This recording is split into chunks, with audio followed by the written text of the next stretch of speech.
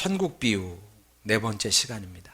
지금 우리가 하나님 나라, 천국이 어떤 곳인지, 또 하나님의 백성은 어떤 사람들인지 우리가 특징들을 살펴보고 있는데요. 오늘은 겨자씨 비유를 통해서 천국은 어떤 모습인지, 하나님의 나라 백성, 천국 백성은 어떤 모습으로 살아야 되는지 살펴보도록 하겠습니다. 궁금하지요? 여러분 표정이 궁금한 표정을 지었으면 좋겠습니다. 이 도표를 보면 자주 등장하는 도표인데, 하나님의 나라, 죽으면 가는 나라가 아니라고 제가 누누이 말씀드리지 않습니까?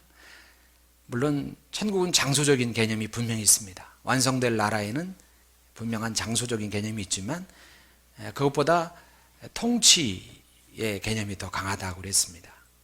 하나님 나라는 시작됐고 그리고 완성될 겁니다. 하나님 나라에는 시제가 있어요. 시제, 시간이 있다는 거죠. 하나님 나라의 현재성, 하나님 나라가 이미 실현되었습니다. 그리고 앞으로 종국에는 완성될 겁니다. 하나님 나라의 미래성, 이미와 아직, already와 not yet 이라고 했지요. 이미 임했지만 아직 완성은 되지 않은, 이것이 바로 하나님의 나라의 비밀이라, 그렇게 말씀을 드렸습니다. 이 도표를 늘 머리에 넣고서 설교를 들어야, 성경을 읽으셔야 이해가 됩니다. 구약 이스라엘 백성은 하나님 나라, 이루어질 하나님 나라를 어떻게 봤냐면 이렇게 본 겁니다. 이렇게 제가 볼 때는 산이 두 개가 겹쳐 있어요. 산 하나로 본 겁니다. 도래할 하나님 나라를. 그런데 실제적으로는 이런 겁니다. 이쪽에서 보면 산 하나로 보이지만 사실은 펼쳐놓고 보면 산이 두 개인 것입니다. 초림과 재림, 이미와 아직이라는 하나님 나라가 존재한다는 것입니다. 그러니까 하나님 나라의 특징이 뭐냐? 단어로 세 가지를 말씀드리는데, 첫 번째는 미미함입니다. 따라합니다. 미미함. 겨자씨는 참깨씨보다도 작고 또 채송화씨보다도 작습니다. 실제로 보니까 진짜 작습니다. 눈이 안 좋은 어르신들은 보기 어려울 정도로 작습니다. 예수님은 말씀하시는 거예요. 모든 씨보다 작은 것이로되. 하나님을 안 믿는 사람들은, 기독교를 평가절하하려는 사람들은 이런 부분에서 이 성경이 틀린 거 아니냐, 성경의 진리라는데 틀려먹은 거 아니냐, 이렇게 반문하는 경우가 많습니다. 왜냐하면 겨자씨가 모든 씨 중에서 가장 작은 씨는 아니거든요. 훨씬 더 작은 씨앗들이 많답니다. 제가 찾아보니까 많이 있더라고요. 인터넷을 통해서 찾아보니까. 왜 그러면 예수님은 세상에서 가장 작은 씨라고 말했느냐? 이거 문화적인 배경 속에서 나오는 겁니다. 당시에 고대 근동의 팔레스타인 지역의 사람들은 겨자씨 하면 가장 작은 씨, 이렇게 당대 사람들이 인식을 했습니다. 그 문화적 코드를 가지고 주님이 지금 말씀하고 있는 것입니다. 31절 다시 보시면 또 비유를 들어 이르시되 천국은 마치 사람이 자기 밭에 갖다 심은 겨자씨 한 알 같으니. 뭐라고 말합니까? 천국은 겨자씨 한 알, 딸랑 한 알 같답니다. 미미함을 말합니다. 미미함. 지금까지 천국 비유를 하면서 네 종류의 밭 비유를 하고 알곡과 가라지 비유하면서 계속했던 말입니다. 천국의 현재성은 미미하다. 계속 강조한 부분 아닙니까? 왜 그렇게 천국이 미미하다고 주님은 누차 계속 강조하는 것일까요? 중요하기 때문입니다. 천국이, 이 땅에 실현된 하나님의 나라가 미미한 것이 너무 중요하기 때문에 계속 주님은 그것을 잔소리하듯 우리 가운데 강조하시는 겁니다.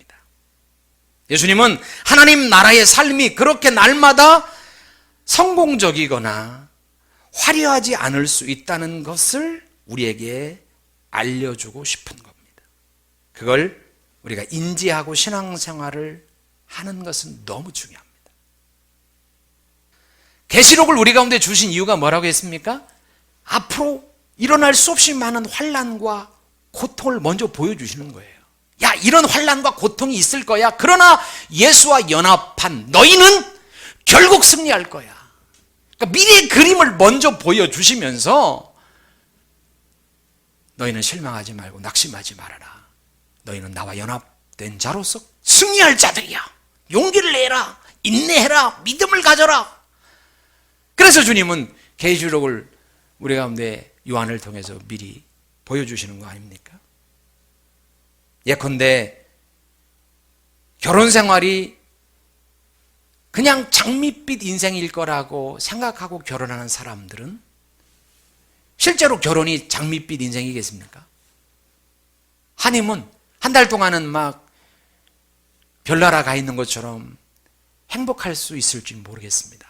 육감적으로, 느낌적으로 황홀경에 빠질지 모르겠습니다만 그게 오래 가겠습니까? 서로 다른 남녀가 자라온 환경도 문화도 스타일도 성격도 모든 게 다른 두 남녀가 얼마나 다르냐면 화성남자 금성여자라는 책이 나올 정도로 그렇게 다른 남녀가 살아가는데 왜 갈등과 문제가 없겠습니까? 그런데 결혼은 장밋빛일 거야 라고 생각하고 결혼하는 사람은 문제가 닥칠 때, 갈등이 일어날 때 파국에 이를 가능성이 많아질 겁니다. 그러나 부모로부터 주변의 선배로부터, 물론 결혼을 먼저 한 사람은 선배만 있는 건 아니죠. 후배도 있죠. 제 아는 후배 중에 나이가 2살이 어린데 지금 손자가 중학교 다니는 후배가 있습니다. 20살에 애를 낳았어요. 그리고 그 친구의, 그 후배의 아들이 또 빨리 그렇게 아버지를 따라서 또 빨리 장가를 갔어요. 얼마나 빨리 간 거예요. 중학생 다닐 정도면. 예, 여하튼 부모에게, 선배에게 결혼 생활에 대해서 미리 들었던 사람, 야, 결혼은 장밋빛만이 아니라 흑빛도 있고 회색빛도 있는 거야. 먹구름빛도 있는 거야. 많은 갈등과 싸움도 일어날 수 있어. 권태기도 찾아올 수 있는 거야. 그때는 서로 더 신뢰해야 돼. 그리고 더욱더 사랑하고 이해할 수 있어야 돼. 그렇게 이해하고 사랑하고 더 신뢰한다면 머지않아 더 깊이 이해할 것이고 성경적으로 하나가 될 수 있어. 진짜 친구 같은 인생의 동반자가 될 수 있을 거야. 이런 이야기를 듣고 결혼 생활을 한 경우에는 실제로 어려움이 닥칠 때 부모에게 들은 얘기, 선배, 후배에게 들었던 이야기가 귓전을 때릴 겁니다. 아하, 그랬었지. 결혼이 장밋빛만 있는 것이 아니라 흑빛도 있고 그리고 회색빛도 있다고 했지. 그것을 미리 알고 결혼 생활을 하는 사람은 문제를 대하는 자세가 달라질 겁니다. 그래서 주님은 하나님 나라에 대해서 미리 우리 가운데 재강조하면서 하나님의 나라의 모습을 우리 가운데 말씀하는 겁니다. 천국 하나님 나라는 미미하고 초라해 보이고 볼품없이 보일 수 있다는 겁니다. 이게 뭐야? 도대체 이게 뭐야? 라고 얘기할 정도로 하나님 나라가 미미할 수 있다라고 주님은 우리 가운데 말씀하고 있는 거예요. 그러나 기억하라는 겁니다.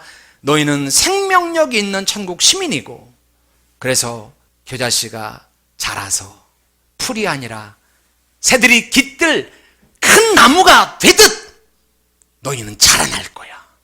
큰 나무가 될 거란다.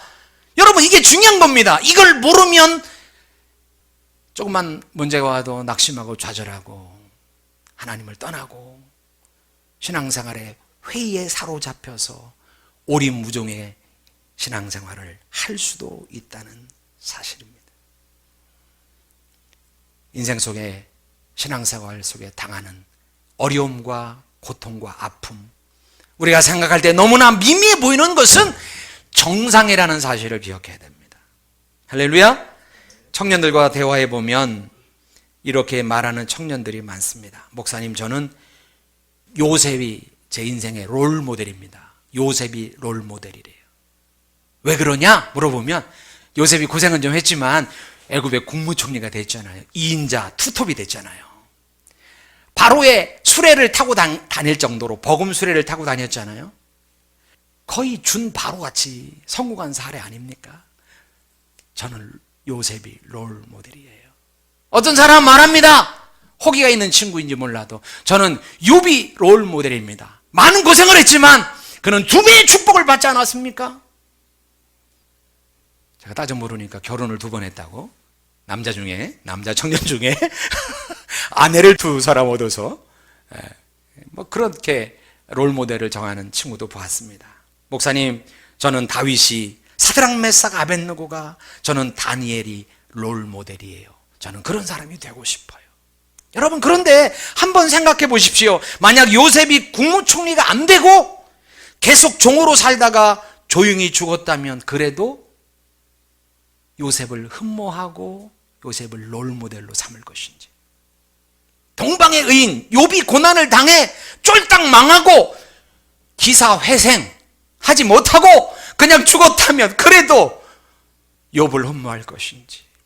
다윗이 골리앗에게 던진 물맷돌이 정확하게 머리를 맞아 쓰러뜨렸지만 그렇지 않고 빗나가서 골리앗에게 잡혀서 다리가 부러지고 평생 절름발이로 인생을 살았다면 그래도 다윗을 흠모할 것인지. 다니엘이 믿음을 지키다가 사자밥이 되었다면 그래도 흠모할 것인지. 사드락 메삭 아벳느고가 신앙의 결기를 지키려다가 풀무불에 던져져 태워 죽임을 당했다면 그랬다 하더라도 사드락 메삭 아벳느고를 흠모하고 그들을 신앙의 모델로 삼을 것인지. 우리가 원하는 대로 되지 않고 영화처럼 반전 없이 역사 속으로 사라졌더라도 사람들이 이들을 흠모하고 좋아했을까?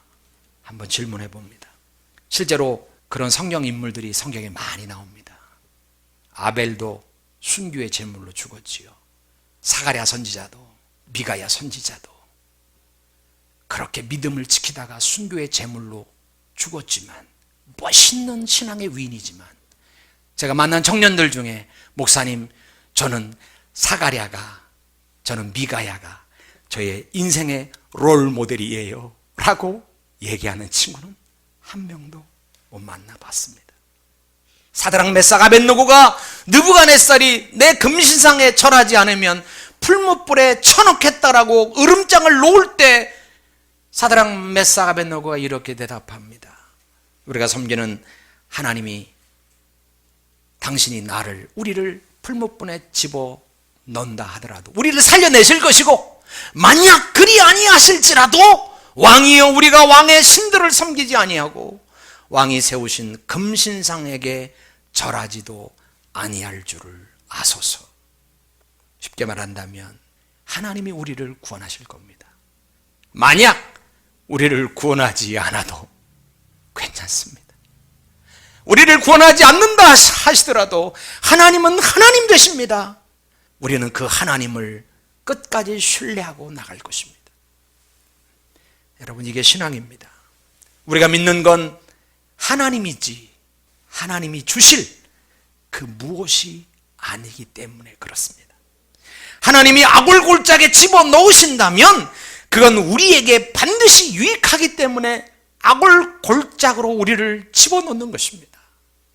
하나님의 선하심, 우리의 진정한 아버지 되심, 우리를 사랑하셔서 아들까지 십자가에 못 박아 죽일 만큼 사랑하시는 그 하나님이 인도하는 그 어떤 상황이든 우리는 감사할 수 있어야 되고 그 상황 앞에 믿음으로 반응할 수 있어야 그게 진짜 신앙. 나를 잘 되게 하시고 나를 부하게 하시고 나를 이 땅에서 성공한 대열에 올라 놓으셔야만 하나님은 하나님 되십니다라고 고백할 만한 분이 아닙니다. 그 하나님을 저와 여러분이 믿게 되기를 주의 이름으로 축원합니다. 하나님 나라의 특징이 뭐라고요? 첫 번째는 미미함입니다. 미미함. 하나님 나라의 현재성은 미미할 수 있다. 너무 중요한 포인트입니다. 두 번째 하나님 나라의 특징이 뭐냐면 생명력입니다. 성경에 요한일서 5장 12절에 아들이 있는 자에게는 생명이 있고 하나님이 아들이 없는 자에게는 생명이 없다. 여기서 생명은 어떤 생명이냐면 피지컬한 생명이 아니에요. 부모로부터 받은 80년 100년 사는 그런 육체적 생명을 말하는 게 아니라 영적인 생명을 말하는 거예요. 영원한 생명, 하나님으로부터 부여받은 하나님께로부터 공급받은 영원한 이터널 라이프의 생명을 말하는 거예요. 절대 시들지 않는, 절대 누구도 억압할 수 없는 생명력. 아무리 미미하다 할지라도 우리 안에 하나님의 생명력이 있다는 사실을 반드시 기억하시기를 예수의 이름으로 축원합니다. 여러분, 눈에 띄지 않을 이 겨자씨는 자라나면 1.5m에서 2.5m 정도까지 자란답니다. 크게 자랄 경우에는 3m를 넘게 자란답니다. 어느 과학자가 비교를 해봤더니 이 크기 차이가 말이죠. 겨자씨 한 알이 커서 4m 정도의 나무가 될 때 이것을 비교해 보니까 6조 배, 6억 배가 아니라 60억 배가 아니라 6조 배 큰 거랍니다. 여러분, 조그마한 씨앗 하나가 얼마나 사이즈가 커지냐면 6조 배. 왜? 생명력이 있기 때문에. 생명력이 있기 때문에. 여러분 보세요. 나사렛의 목수 한 분으로 시작된 하나님의 나라가 얼마나 미비하고 초라했습니까? 그분이 그냥 힘없이 십자가에 죽어버리지 않았습니까? 다 끝난 줄 알았는데, 그리고 그 12제는 얼마나 또 초라하기 짝이 없습니까? 당시 아무도 알아주지 않았던 그냥 촌부들 아니었습니까? 그들을 통해서 지금 이 땅에 하나님을 믿는 사람들이 인류의 3분의 1가량이 넘는 숫자가 하나님을 믿는 큰 하나님의 나라로 자란 것입니다. 하나님이 아브라함을 부르십니다. 내가 너로 큰 민족을 이루게 하리라. 하늘의 별들처럼 바닷가의 모래알처럼 많아지게 하리라. 근데 하나님 약속과는 다르게 175세를 살았거든요, 아브라함이. 그런데 175년 동안 딸랑 아들 하나예요. 딸랑 아들 하나. 이름이 누구예요? 이삭이라는 아들 하나 딸랑 낳은 거예요. 하나님이 약속했는데 하늘의 별같이 바다의 모래알같이 네 후손이, 네 백성이 많아질 거야 약속했는데 다윗의 살아 생전에는 딸랑 이삭 하나였다는 거예요. 약속의 아들 이삭 하나. 이게 뭐냐고요? 이게 하나님 나라냐고요? 반문할 수 있잖아요. 그리고 그 아들 이삭이 또 아들을 낳는데 약속의 자녀는 야곱 하나, 달랑 하나. 그 야곱이 12아들을 낳고 12아들을 낳는 과정도 어찌 보면 참 부끄럽고 아들 낳기 각 축전을 벌이는 정상이 아닌 것처럼 보이는, 그러나 그 과정을 통해서 하나님은 이스라엘 백성을 장정히 60만, 모든 백성이 200~300만이 될 만큼 하늘의 별과 같이 바닷가의 모래알 같은 수없이 많은 민족으로 약속을 이루셨다는 사실입니다. 이게 하나님이 당신의 나라를 이루어 가시는 방법입니다. 세상 사람들이 볼 때 이해가 되지 않는 겁니다. 세상 사람이 볼 때는 이해가 되지 않아요.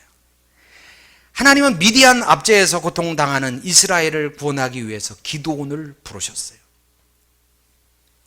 미디안 군대가 너무 강력하니까 이스라엘 백성은 다 침탈해 가니까요. 다 숨어서 살았어요.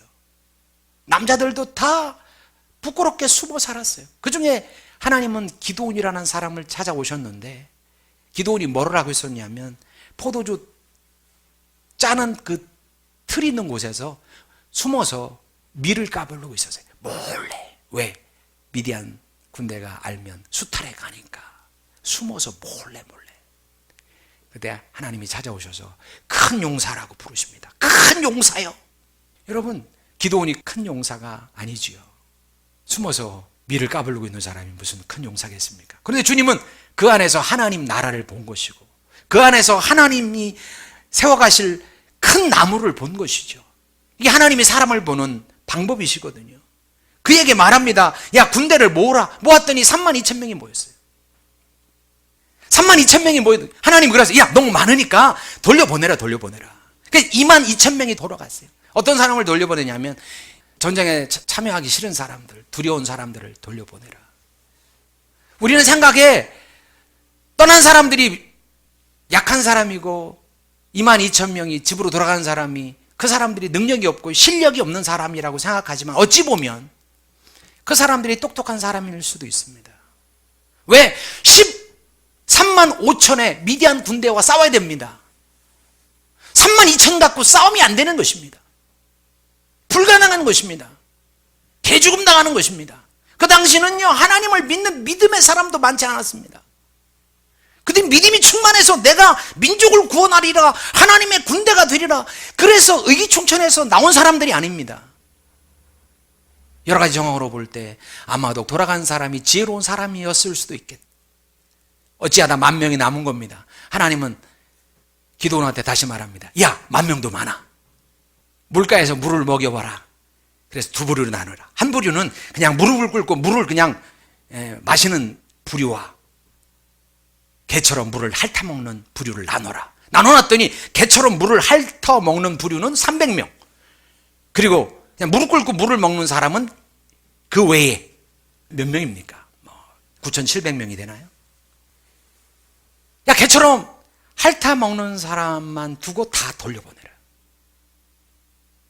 많은 경우 개처럼 핥은 사람은 주의력 있는 사람이고, 적들이 올까 주의력을 가지고 물을 핥아먹었다고 해석하는 신학자들도 있지만 그렇지 않은 신학자들도 있습니다. 핥아먹은 사람은 하루 종일 놀아서, 무릎 꿇고 물을 마신 사람은 하루 종일 보초 쓰고 그냥 긴장함으로 여기저기 동분서주하고 뛰어다니다가 너무 힘들으니까 그냥 물을 보자마자 그냥 물을 벌컥벌컥 무릎을 꿇고 먹은 것이고, 개처럼 물을 핥아먹은 사람은 하루 종일 한 게 없어서 별로 목도 안 마렸고, 그래서 맛보다가 나중에 또 목마를 수 있으니까 조금 더 먹어보고, 그런 사람일 수 있다, 이렇게 해석하는 신학자도 있습니다. 저는요, 후반부의 해석을 저는 맞다고 생각합니다. 왜? 하나님의 일하시는 방식이 대단한 사람, 능력의 사람, 그 사람 아니면 안 될 것 같은 사람을 불러서 하나님의 일을 하는 게 아니라 말 그대로 촌부를 불러서, 이스라엘 백성을 택할 때도요, 이스라엘 백성이 큰 민족이라 부른 게 아니라 사그러질 민족, 가장 유약한 민족이라 이스라엘 백성을 불러낸 것을 볼 때 300명의 용사는 우리가 그렇게 부르는 것이지, 객관적으로 보면 용사가 아닌 오합지졸일 가능성이 많은 것입니다.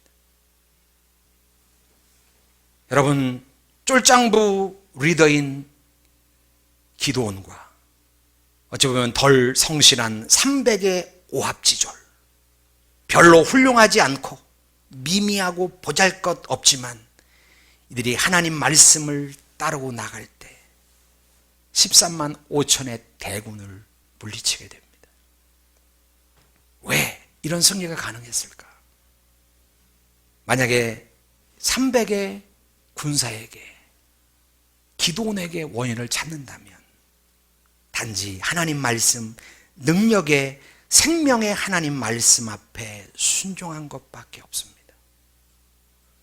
그 능력, 그 생명의 말씀이 이룬 승리가 되는 겁니다. 여러분, 마찬가지입니다. 우리도 기드온처럼 300의 군사처럼 미약하기 짝이 없는 존재일 수 있습니다. 그러나 우리 안에 능력, 생명 되시는 하나님 말씀이 우리 안에 있는 자들입니다. 그러기에 하나님은 우리를 통하여 당신의 나라를 이루어 가실 겁니다. 우리의 할 일은 우리 자신을 바라보는 게 아니라, 우리 자신을 바라보면 나올 게 뭐가 있습니까? 늘 낙심하고 좌절할 것밖에 없지요. 우리 자신을 보십시오. 뭐 대단한 게 있습니까? 선한 게 뭐 있습니까? 우리가 바라봐야 될 것은 오직 능력의 하나님, 생명 되시는 하나님을 신뢰하고 나가는 것일 줄로 믿습니다. 두 번째 특징이 뭐라고 했습니까? 생명력이라고 했습니다. 세 번째, 천국의 특징은 샬롬입니다. 따라합니다. 샬롬. 32절 읽습니다. 같이 시작. 이는 모든 씨보다 작은 것이로되 자란 후에는 풀보다 커서 나무가 되매 공중의 새들이 와서 그 가지에 깃들리느니라. 이게 신자에게 보장된 확실한 미래입니다. 우리에게 보장된 미래는 뭡니까? 제가 종종 말씀드렸지만 에베소 2장 6절에 하나님 보좌 우편에 이미 앉아 있는 겁니다. 보장된 거예요. 우리는 이미 보장된 자들입니다. 우리는 이미 다 가진 자들입니다. 존재론적으로 볼 때. 왜? 하나님 보좌 우편에 예수님과 함께 앉아있는 자들이기 때문에. 그리고 로마서 8장 30절에 택하신 이를 부르시고 부르신 이를 의롭다 하시고 의롭다 하신 이들을 영화롭게 하셨다. 영화라는 것은 장차 될 일입니다. 완성의 날, 구원의 날에 이루어질 일인데 성경은 이미 완성된 것으로 우리를 묘사하고 있다는 겁니다. 히브리서 12장 28절, 히브리서 12장 28절 제가 좋아하는 말씀인데 어떻게 한다고요? 흔들리지 않는 하나님 나라를 이미 우리 가운데 유업으로 주셨다고요. 그러니까 우리는 이미 보장받은 자들이에요. 이게 우리의 정체성이고 우리의 아이덴티티예요. 이게 확실한 우리의 미래인 것입니다. 보장된 우리의 미래인 것입니다. 주님 말씀하십니다. 풀 정도가 아니라 나무가 되어 새들이 깃들일 것이다. 그것이 너희의 미래다. 너희의 종국이다. 너희는 희망을 가져라. 그렇게 주님은 우리 가운데 말씀하십니다. 깃든다는 것을 찾아보니까 잠시 머무는 것을 말하는 게 아닙니다. 거처를 삼아서 사는 것을 말합니다. 둥지를 트는 것을 말합니다. 하나님은 우리를 결국 둥지가 되도록, 그래서 그늘이 되고 안식처가 되도록 세상 속에서 우리를 부르십니다. 창훈이를, 진건이를, 인준이를, 여기 있는 모든 우리 지체들을 세상 속에 큰 나무가 되도록, 둥지가 되도록 우리를 초대하시는 겁니다. 그게 하나님의 초대인 거예요. 우리를 겨자씨 같은 우리를 부르시는데 큰 나무로 부르시는 거예요. 그게 하나님의 비전인 거예요. 세상에는 별별 사람이 다 있습니다. 똑똑하게 보이는 사람과 그렇게 보이지 않는 사람이 있습니다. 그냥 똑똑하게 보일 뿐이지요.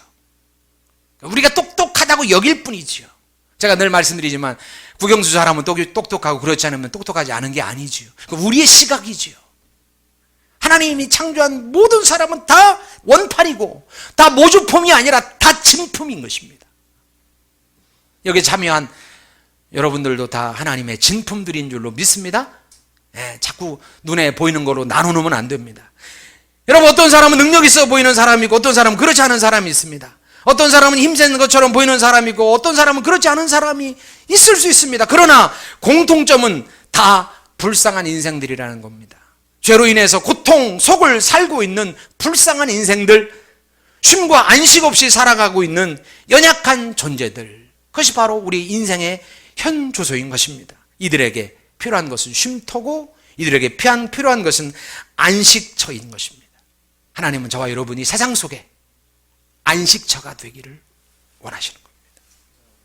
늘 말씀드리지만 우리는 나만 복받고 끝날 존재가 아닙니다. 나만 안식처에 쉼을 누리면 끝이 아닌 존재들입니다. 아브라함처럼 하나님 우리를 복으로 부르셨습니다. 이게 우리의 또 다른 정체성입니다. 오늘 말씀으로 말하면 쉼이 없는 세상에 우리를 쉼터로, 안식처로 하나님은 부르시는 겁니다. 옆 사람에게 축복할까요? 당신이 쉼터고 당신이 안식처입니다.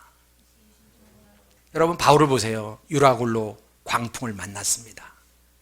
정치범으로 잡혀서 로마에 재판을 받기 위해서 배를 타고 가다가 유라굴로 광풍을 만나요. 그 배에 276명이 타고 있었습니다. 죽을 위기에 있었습니다. 다 두려워 떨었습니다. 누구 때문에 살았어요? 바울 때문에 살았습니다.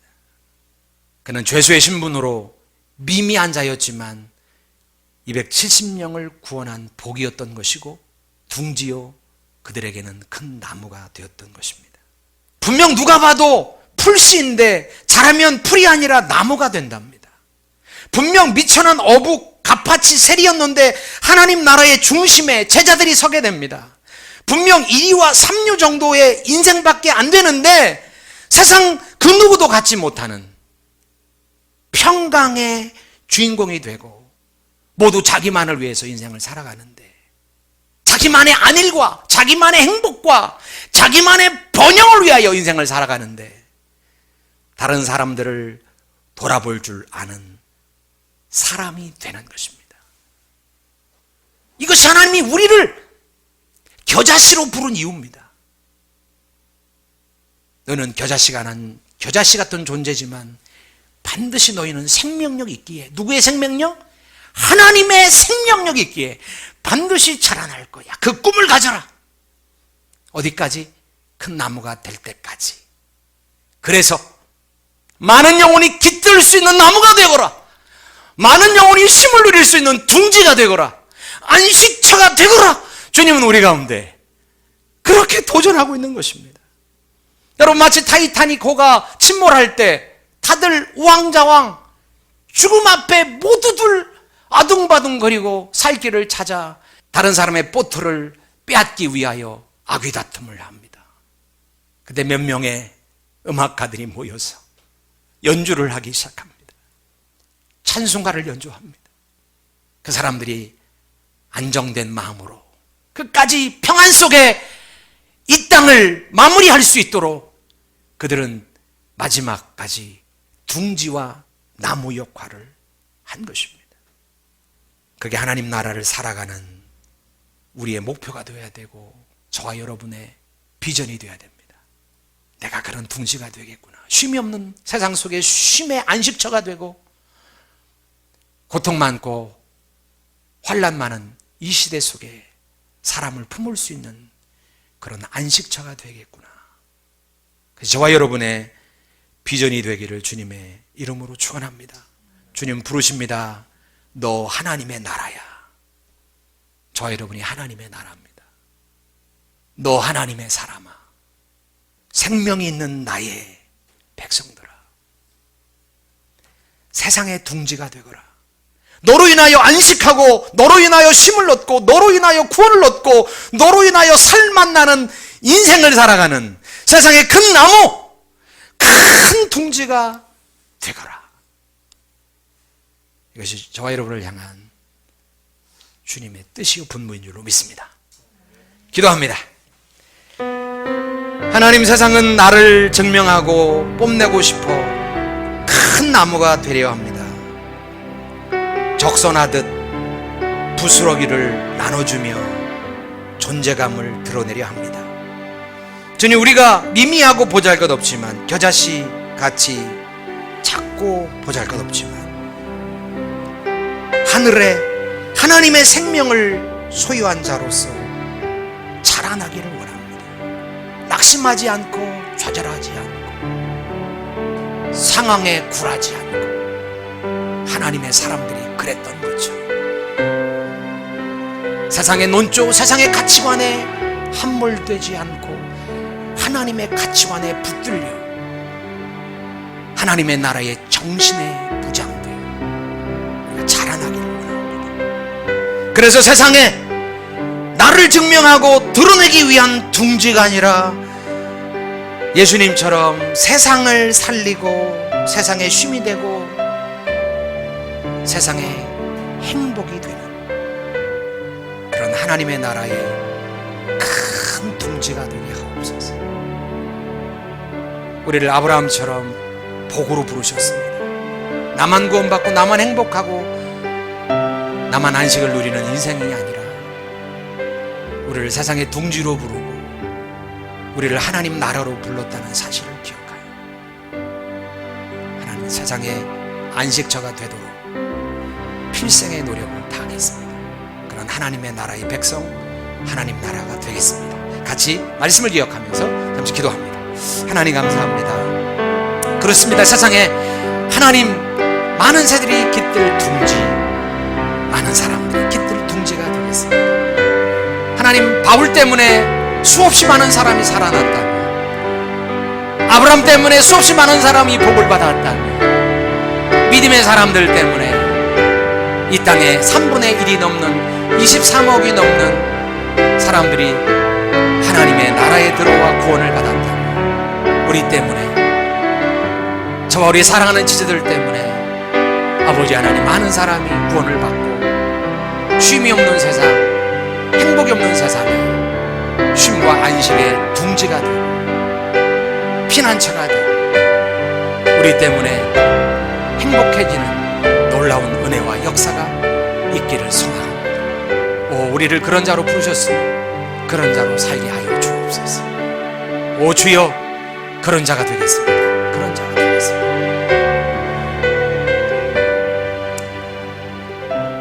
하나님 감사합니다. 모든 사람은 100년만을 생각해서 어떻게 하면 내가 서포트라이트를 받을까, 내가 어찌하면 잘되고 내가 부해지고 내가 행복할 수 있을까, 이 땅 100년만 나만을 생각하지만 하나님 나라의 생명을 소유한 우리는, 영혼을 보장받고 영원한 나라를 보장받은 우리는 이 땅에 큰 나무로 둥지로 초대받았다는 사실을 기억하여 세상의 행복을 나누고 세상의 쉼을 나누고 안식을 나누고 행복을 나누는 그런 하나님의 놀라운 백성들로 우리를 사용하여 주시고 우리를 써주시옵소서. 감사합니다. 축복합니다. 예수님의 이름으로 기도합니다. 아멘.